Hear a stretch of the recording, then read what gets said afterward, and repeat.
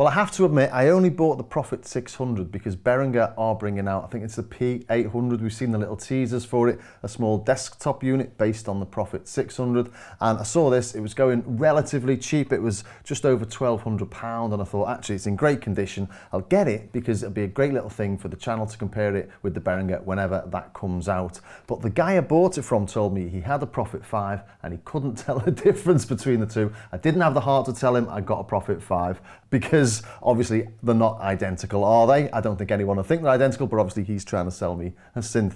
But as I've got this out and been playing with it recently, doing a few videos, I thought I'd put it up against the Prophet 5 just to demonstrate the differences and why maybe people think this is a bit clunky and isn't as good as they'd like it to be, especially if you're comparing it to something as classy as the Prophet 5. So I've got up this patch 111 on the Prophet 5. It's the initial patch, it's called It's a Prophet.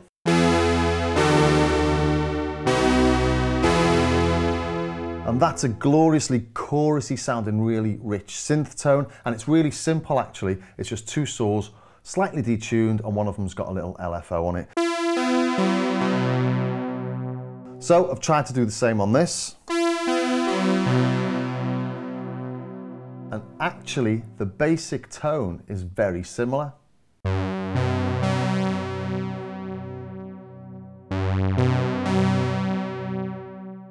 Not identical, but the big difference here is the envelopes. If I take off oscillator A on both of them, that one's lasting a little longer.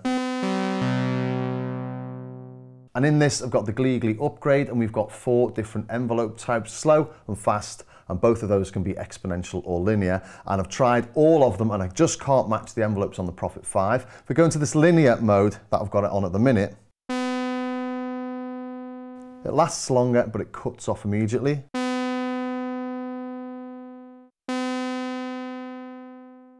So they last about the same amount of time, but this is a much smoother ending.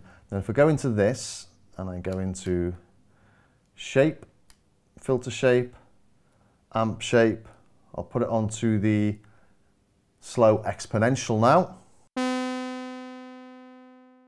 So the end to that doesn't cut off as abruptly as the linear, but it's not the same as the Prophet 5. That tends to hold it on a bit longer before smoothing off, whereas this is properly sort of exponential. And it sounds really close until you start playing something.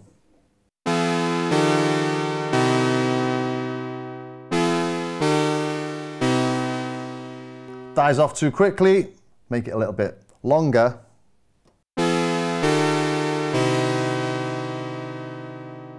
It just hangs around too long.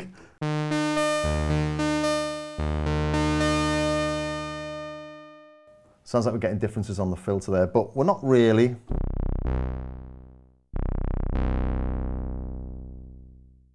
And that's the main difference I've noticed so far. I've not actually tried the individual oscillator tones and the filter yet. I'll go over those in a minute, but I've literally just put them up and just tried to get that tone sounding the same. And the envelopes always do my head in, as I say, even with the Gleegly upgrade. It'd be nice if they changed that exponential on the Gleegly so it wasn't such a steep drop off and just slightly less exponential.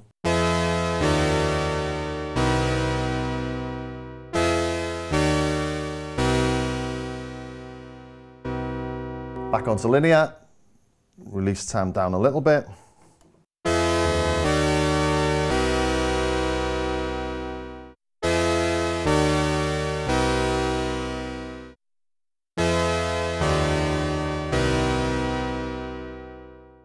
And this is a Prophet 10 now, not a Prophet 5, so we are getting the notes overlap, and I'll put it into 5 mode. So bank select and globals, we're in the sort of 3rd menu. We've got all voices on at the minute. Now we're in just 5 voice mode. So, should be different. In fact, I shouldn't be able to play all the notes I'm trying to play. That's definitely only playing 5. So let's do 5 on this. Oh. Bit of tuning needed on both of them.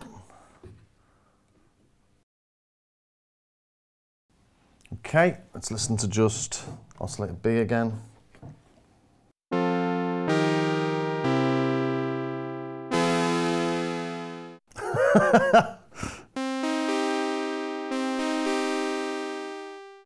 Okay.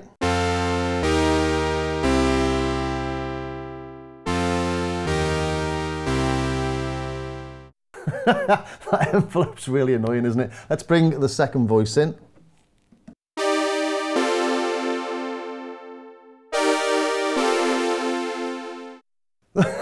So it's not bad, except for that annoying envelope.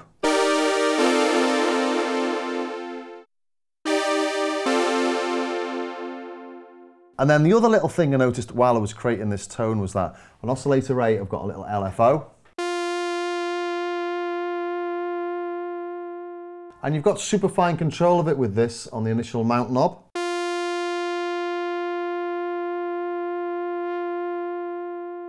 On the Prophet 600, we've got much less control. We can see over here on the panel the actual value we're using. So at 0,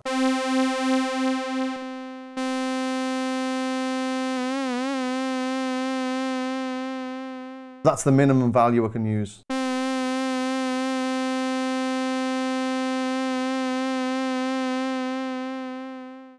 I could try and modulate that with the wheel on this. So we're going to 3 modulation range. So now I'll only modulate it with the wheel.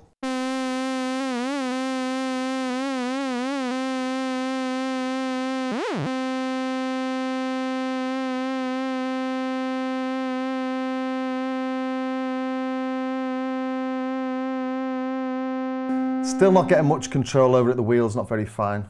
If I look at it, I'm only getting from 0, it then jumps to 3 or 4. So there's an old synth for you.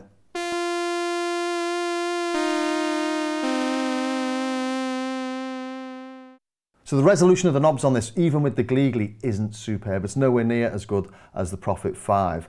But one thing that I am doing, because I'm using the Gleegly, is that I'm modulating just oscillator A. If you see here on this switch, it's frequency of A and B, whereas using the Gleegly, we can change that to be A and B, A or B, so quite handy.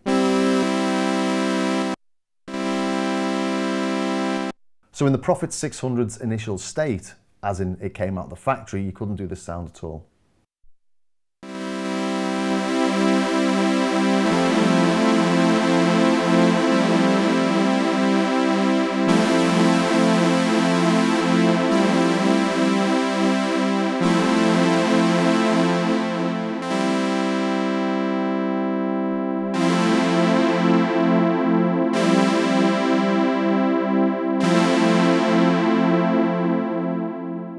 So for that patch, the Prophet 5 wins. It just feels nicer. I think it sounds nicer. It's easier to dial in, and definitely the end of those tones with that envelope cutting off on this or dropping off too fast is a little bit annoying, to tell you the truth. And I really hope when Behringer bring out their version or their update or whatever they're going to call it, their clone of the Prophet 600, I think it's going to be the Prophet 800 or the P800, something like that. I hope they deal with these envelopes and make them much more like the Prophet 5, and I hope they don't replicate the rubbish bits on this.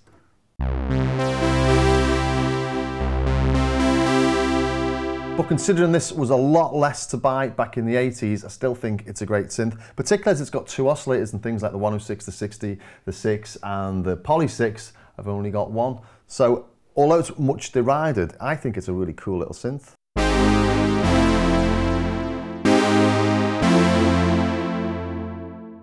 Okay, should we get a little bit more precise now then and just take a listen to the oscillators and the filters and see exactly what is going on? Just looking at the functions of the oscillators first, you can see oscillator A, we've got the sawtooth and the pulse, we've got the sawtooth, the pulse, plus we've got the triangle on the Prophet 600, and they've both got sync. On the Prophet 600, we've also got this unison mode. And with this Gleegly upgrade, you can detune that. So if we go into 8, is detune. That's not detuned, that's very Juno 106-ish and a little bit rubbish. I think that's what the originals were like.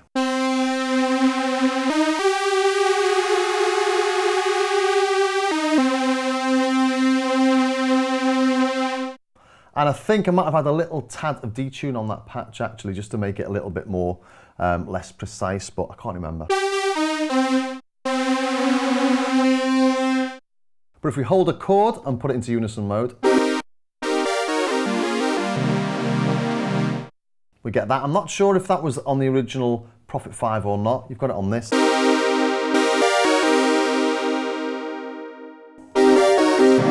And of course, you've got a mono mode if your chord's only got one note.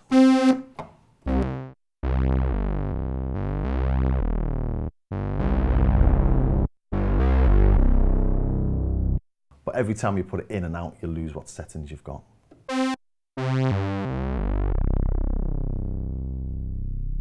As I say, I'm not sure whether that was on the original Prophet 5. It is on the Rev 4, but maybe not on the original. So over to Oscillator B, we've lost the low frequency mode and we've lost the ability to decouple it from the keyboard, so you don't have Oscillator B as a separate LFO. On the polymod section, we don't have the pulse width of A as a destination on the Poly 600. Not something I miss particularly, but you know, it is a difference. Maybe should we just quickly listen to the polymod and see what it sounds like. So let's modulate Oscillator A with Oscillator B.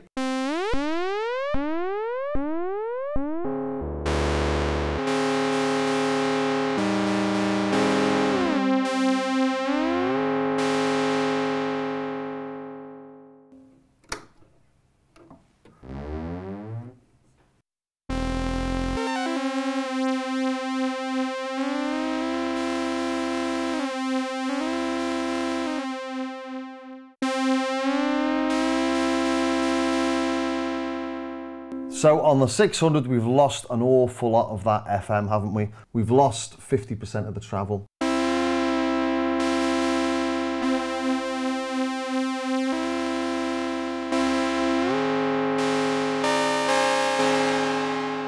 Which isn't something I knew until this very minute. On the Gleegly mod, we've got filter envelope positive or negative, whereas on the Prophet 5, it's all positive. So let's just try that.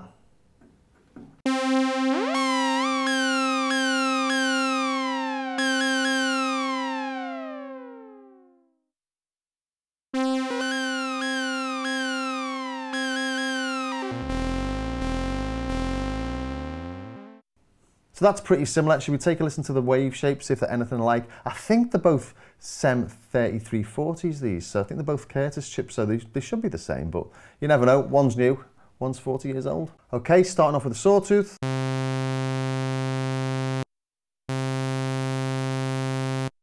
Prophet 600's a little bit buzzier actually, and if you look at the top end of those frequency analysis, it's got a few more little spikes.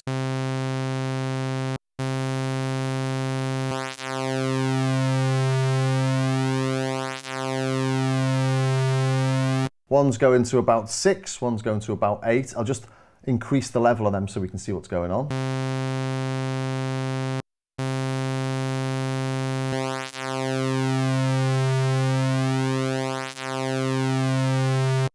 Yeah, there's definitely more of a drop-off on the Prophet 5. A bit of a surprise, but maybe not, because I did find the Prophet 600 was really buzzy compared to the Take 5. Let's take a listen to the triangle.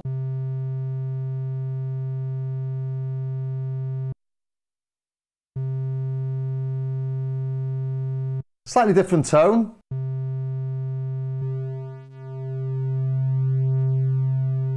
And you can see there's a few more sort of intermittent harmonics on the Prophet 600. Then over to the square or the pulse.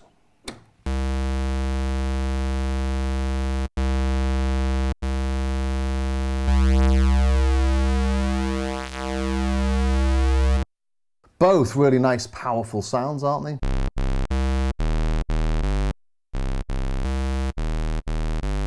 Bit more rasp in the Prophet 600 though.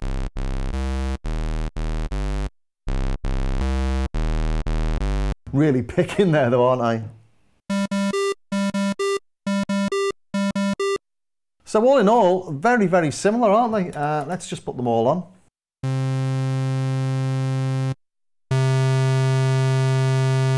Now there's a difference.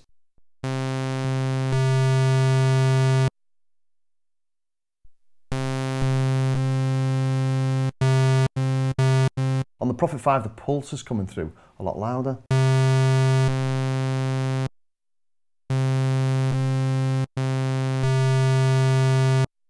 And the pulse width.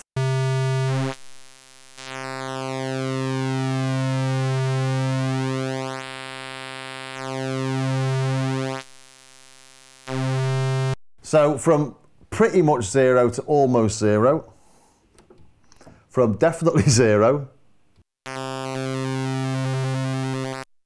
to definitely 0, and you can hear all that stepping in there, can't you?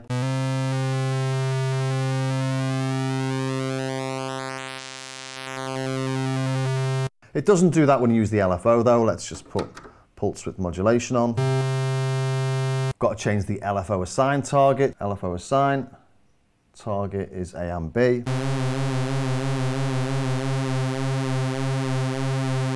Lovely and smooth, no stepping. Do it nice and slowly.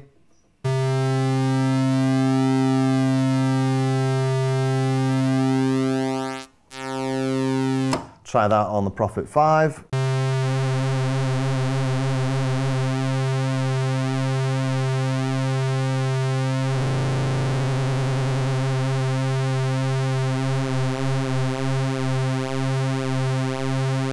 I'm not getting through 0 where I'm getting through 0 on the 600. And I'm getting that at 0 and at 100.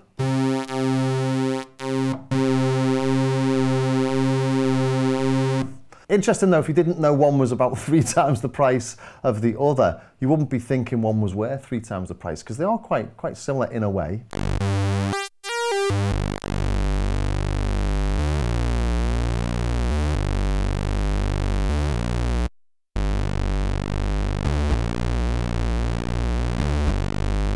That's nice with that beating. Let's see if I can do that over here.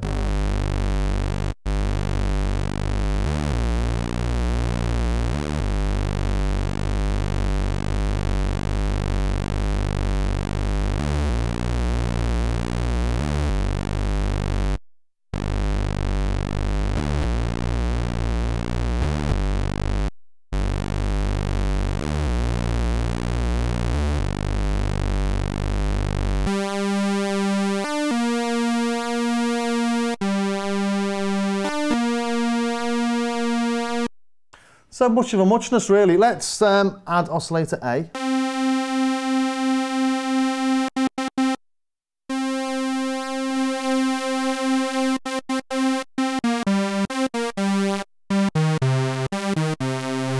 Still pretty close.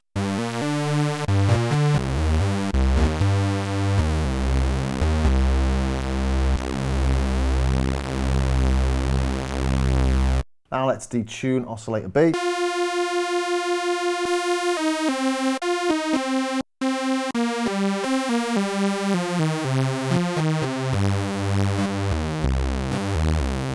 So maybe when the guy sold me this and he was convinced that it sounded the same as the Prophet 5, it wasn't too far off the mark. It's only really the envelopes that are making a big difference. So should we move over to the filter now?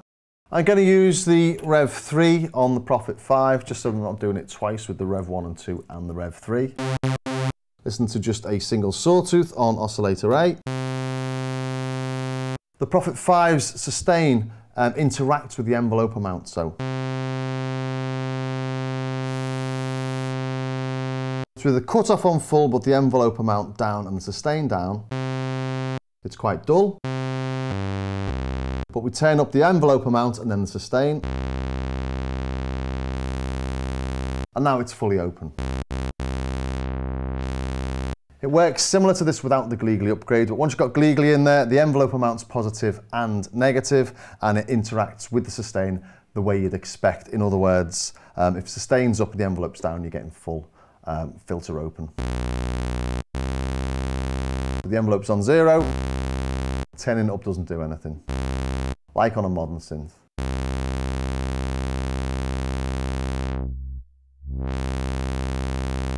Let's take a listen to the resonance then.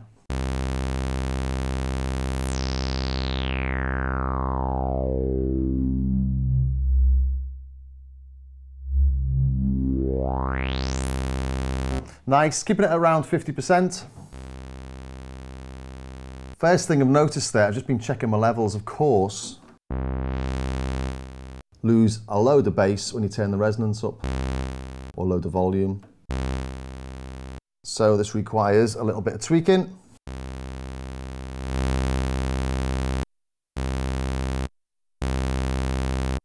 Okay.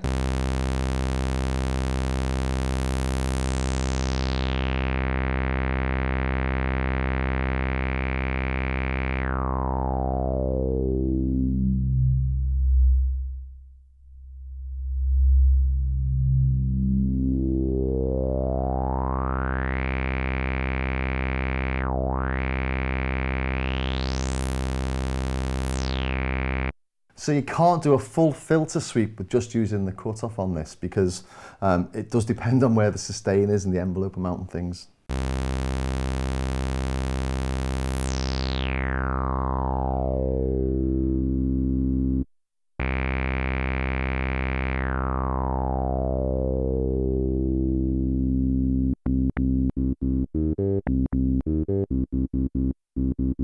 Bit snappier, maybe the envelopes on the Prophet 5, but I have got this on slow mode.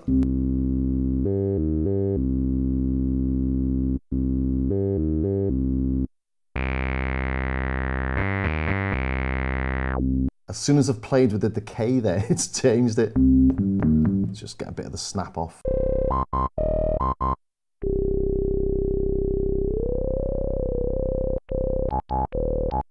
Maybe you can see what I meant earlier when I said this is a little bit more raucous. It just feels a little bit more uncontrolled. The Prophet 5, so smooth.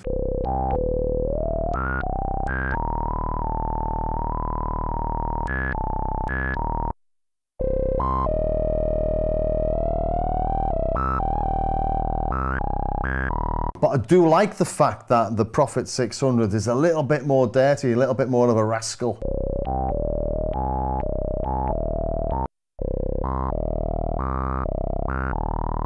Let's try and match them at something like 2 kHz, shall we?